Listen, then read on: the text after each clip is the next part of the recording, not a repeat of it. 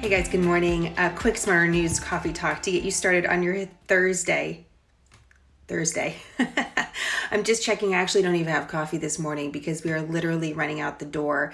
My son suddenly has 103 fever. I don't really know what's going on. And this has been a string of different events that's happened with our family. Strep throat, ear infection, bike accident, back injury, someone who's 34 weeks pregnant. And it's been a little bit crazy. So this is the one day of the week that I actually need about an hour this morning to interview a woman that has a unique role in American history. And I'll tell you about her later, but it's just the one morning that I really, really need just an hour. And so that's why I'm going to run him to the doctors first thing so they can see him just to make sure everything's okay. And the interview will still be done. But I'm sharing this with you because I was thinking about it this morning. You know, every week when it comes to Smarter News, there are times that I wonder how we're going to pull it off. I just want to be really honest with you about it. Like, there are times, how is this all going to work? I'm always confronting those doubts. But I don't fear being busy. I don't fear adding another child. I don't fear, just the ins and outs of life. What I fear is losing perspective and getting so stuck in the grind that I can't see clearly about what you need to know. And I think that makes Smarter News different. You what?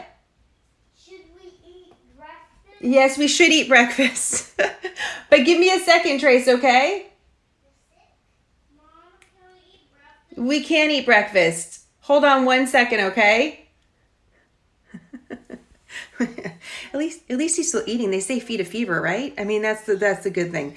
So what I'm saying is, when we live a more normal life, when Smarter News keeps a connection with what's actually going on for everyone in their lives, then we're able to really determine, what do you need to know? When we get stuck in the news grind and we get fully involved in it and in that echo chamber, then it's harder to see clearly. So I actually think this is a benefit. It's difficult. I'm not sure always how to overcome it, but I actually think it's a benefit. So here's 3 things that you need to know. One is news that you're not going to see on the website quite yet. I want to take a closer look at it. But we're getting reports of 2 oil tankers reportedly being attacked in an important waterway in the Middle East that really is important when it comes to moving oil all over the world. We don't know all the details about it yet, so we have to wait. But here's what we should know. We should know a few weeks ago, there were other oil tankers that were also mysteriously attacked. In this particular case, the U.S. Navy actually responded to help the sailors on this ship. So it seems a little bit more serious, but we want to proceed with caution. While we don't know what happened with these oil tankers, we do know this is a strategically important area of the world. We do know it is near a hotspot in the Middle East and North Africa, Yemen, the worst humanitarian crisis in the world. We do know the Japanese Prime Minister is in Iran visiting the Iranian leadership right now. We do know that Saudi Arabia and Iran are involved in the civil war in Yemen. We do know yesterday that a regional airport in Saudi Arabia was bombed by what was believed to be Iranian-backed rebels from Yemen. So tensions are dialing up. We don't know exactly what's going on, but we know why it matters. We know in the United States that we're seeing lower oil prices, in part because of concerns about the economy. But these lower gas prices that we're all experiencing are actually psychologically can be very beneficial to the economy. So any sort of disruption in the oil market can spike those prices back up, and that could really affect our lives. So let's wait and see what's going on, but I want you to know that it happened, and I will update you as we get more details about what precisely happened with these oil tankers. I think one is South Korean from early reports, so just want you to know that it took place.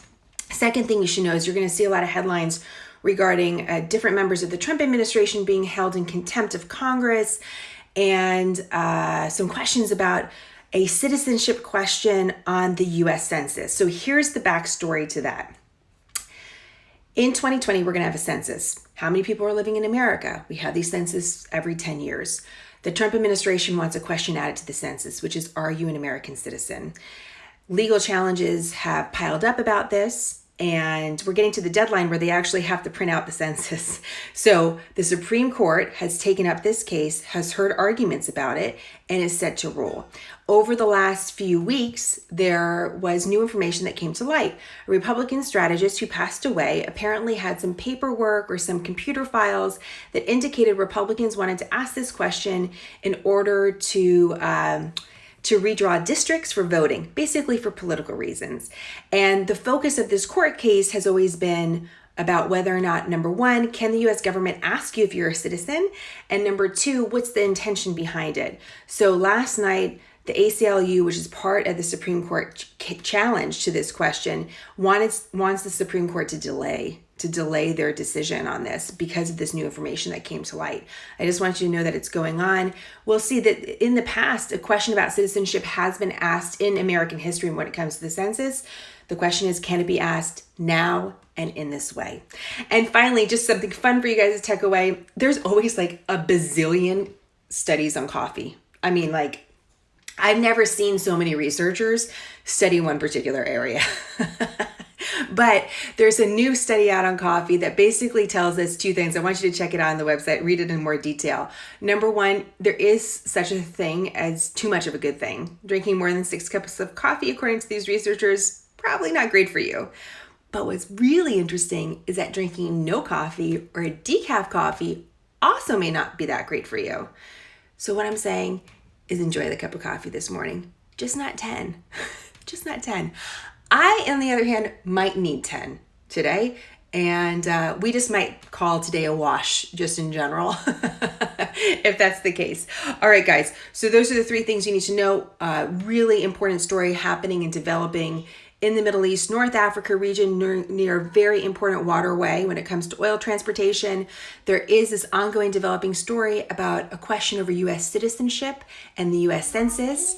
By the way, the census is really important because it has to do with the amount of money that different states get based on their population. Yes, baby. I'm not feeling good. Oh, okay. You're not feeling good too? All right, let's go to the doctors. I hurt my foot. You hurt your foot too? We're falling apart. I hurt my foot. You hurt your foot? Mm-hmm. Okay. Let's go get some breakfast. We're going to go to the doctors.